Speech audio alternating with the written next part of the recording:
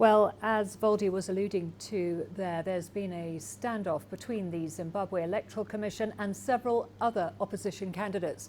The authority was meant to announce presidential poll results earlier today. Well, to do that, the electoral body requires representatives for all 23 presidential candidates to verify the results. But some opposition parties haven't sent through their agents. Results for parliamentary elections have been announced, though. The ruling ZANU-PF has won the majority of seats by a large margin. That essentially paves the way for Emmerson Mnangagwa to win the presidential poll. Well, let's get you the latest on those developments. I'm joined now from Harare by CGTN's Farai Mwakatuya. Farai, the Electoral Commission has failed to announce the presidential results. What's the reaction from the ruling party? Well, Karen, the ruling party insists that it should let the constitutional mandate of ZEC be respected and followed. It says it will stick to the law and allow ZEC to do its mandate, which is to announce those final results. They haven't spoken out against ZEC at all and about these delays. They said earlier this week, in fact, a day after polling, and some of these early results started trickling in, that everything looked positive for them, and they would not go ahead of the process and would let ZEC continue with its mandate of announcing those election results. The ruling party, members of the ruling party and its supporters have also condemned these actions by the opposition to prematurely claim victory, to call for protests even before results have been announced, and so leading to the violence and some of the scenes, very unfortunate scenes that we saw today. Some of them targeted ZANU-PF properties, including vehicles, buildings and billboards of the president, Emmerson Mnangagwa. So the ruling party is saying, look, let's wait for due process, let's wait for the law and follow the law. Karen. Farai, but parliamentary results show the ZANU-PF has won a major victory. What can you tell us about that?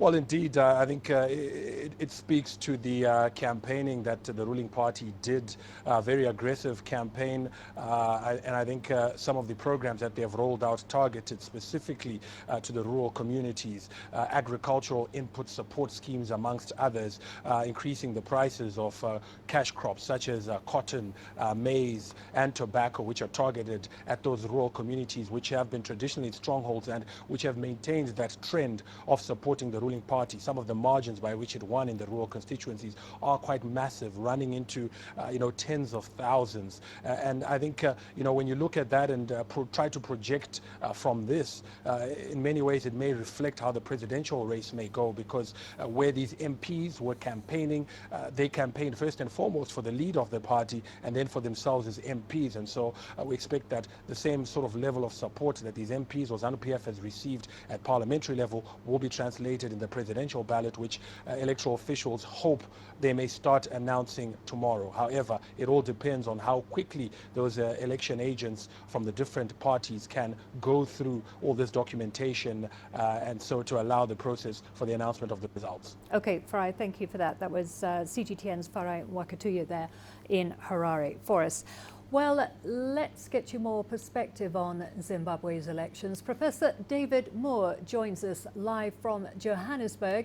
He's from the Department of Anthropology and Development Studies at the University of Johannesburg and an expert on Zimbabwe's politics, history and economy. Thank you very much for joining us, Professor. What can we expect from Emmerson Mnangagwa as a leader? Any major cause for optimism, would you say? Well, by the looks of the way the demonstrators have been treated, I understand from sources in Harare that 5 people have been killed already, and I've seen quite a few demonstrations in the streets where there have been quite a lot of bullets flying around from the police and the army. And as you said a few minutes ago, Mnangagwa has appealed for calm. Well, that would be expected. He came in with the coup, riding on the hope for new democracy, for free and fair elections and so on. And not too many people believe these elections have been very free and fair. In fact, I think the waiting game that you're talking about from the ZEC, presidential candidates and their agents not showing up, could well be because some of these parties are actually have actually been set up by ZANU-PF. But I think the waiting game is to fudge the numbers for president. Yes, it looks like the MPs have got in relatively unchallenged in terms of freeness and fairness and credibility. But the presidential race still could be different. Lots of people voted for MPs and then would vote differently for president. And as of yesterday morning, quite a few of the ballot results, which are supposed to be posted on every polling station, quite a few, about 20% of them, out of the 750 up to then, were missing. So, and this has happened before. This happened in 2008. The counting of the presidential ballots is probably still going on, and of course the opposition thinks that they will be fudged. And so that's why members of the opposition have been demonstrating, and some of them have been killed. So if Mnangagwa really does want a democratic outcome, it looks like he may not be getting his wishes because he may be being pushed by his deputy, Constantino Chiwenga, who is not nearly so inclined towards democracy as Mnangagwa. And some of these soldiers may well be ordered by Chiwenga to shoot people, because he's not nearly so inclined to peace and good governance. So I think Mnangagwa will be in a tight space because, yes, go ahead. I was just going to say, you've been talking about the credibility of this election, and obviously the MDC has been crying foul and claiming fraud. This has happened before, as you did allude to. What is different this time round? Well, this time around there has been a coup in November. And it's perhaps a bit foolish of us to expect the perpetrators of a coup to want to give up any power they have.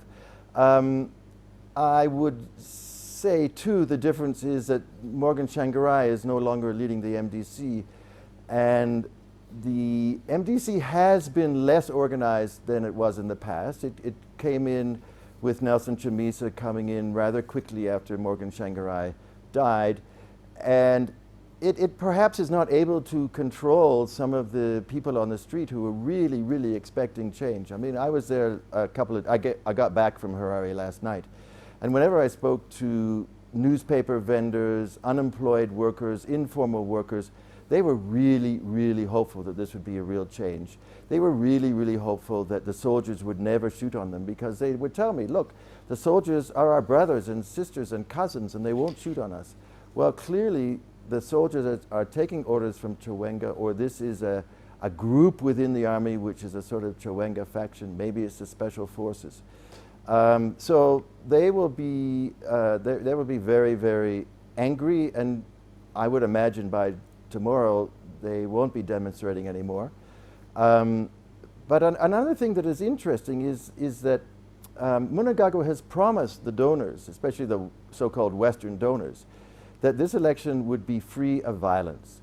And you know, the carrot was, if you have a free and fair election, or a credible election, because the bar is much lower now than it was in 1995, the carrot was the donors would come in. The World Bank and the IMF would create packages that would make the paying off of the incredible debt and ease the financial crisis. There's a huge liquidity crisis.